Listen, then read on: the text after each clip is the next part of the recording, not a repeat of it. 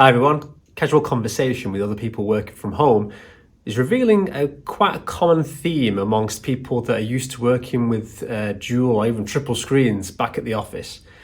That they miss working with their dual and triple screens, and instead they're left with their makeshift office and their tiny little laptop. Unfortunately, they don't have access to a spare TV or to a spare monitor, or they just don't have the right cables or whatever else it is. So this is a little trick which may come in handy for some people, and you can actually make use of an older laptop, provided it's running Windows 10, to use that other laptop as a makeshift wireless second monitor. I think I explained that right. Let me show you how. Step 1, press the start menu and type in projection to reveal projection settings in the menu.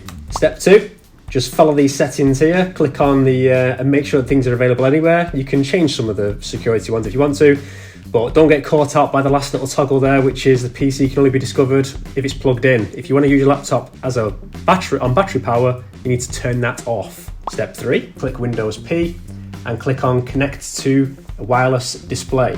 Step 4, wait for the projecting laptop to appear and click on it. Step 5, simply change that allow once to allow all if you want to, but just click allow on OK. And just like that, we've got a second monitor now. In this scenario, the actual second monitor is being bloody useless because it's decided to go and duplicate the display as opposed to extending the display. So all you got to do is go back to where you were a second ago by going to project, and you'll see this here says duplicate. All you got to do is click extend and off it goes. My main monitor and the slave monitor are working side by side. I can open up a little folder here and I can drag that over. Now you'll see there that it's actually it thinks the machines are on the other way around. Now it is a laptop, we could just pick it up and put it on the right side. However, if you do want to do that, you want to do it properly, you can go into display settings and you can just grab this and move it over to the other side, as so.